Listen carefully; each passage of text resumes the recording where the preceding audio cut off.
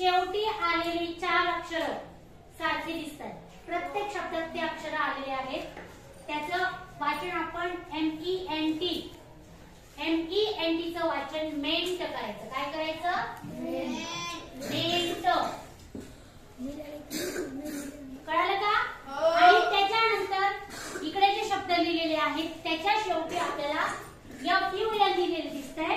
प्रत्येक शब्दात ते आलेले आहे. तर FUL चा उच्चार फुल असा करायचा. कळालं का? यांना सफिक्स सुद्धा म्हणतात. काय म्हणतात?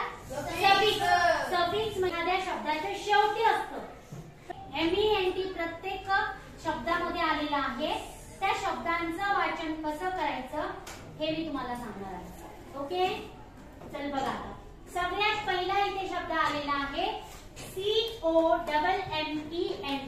आता COME आपण काय वाचतो रे? कम. COME कम. मग इथे आपल्याला पहिले COM च लिहून घ्यायचंय आणि आता ENT मी काय सांगितलंय?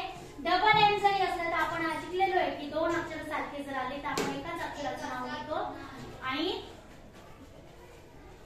पुढचा शब्द मेंट. कमेंट. काय शब्द झाला? कमेंट म्हणजे टिप्पणी. एखाद्या गोष्टीवर टिप्पणी करणे. एखादी गोष्ट. आता पुढचा शब्द कोण लिहून बघूया?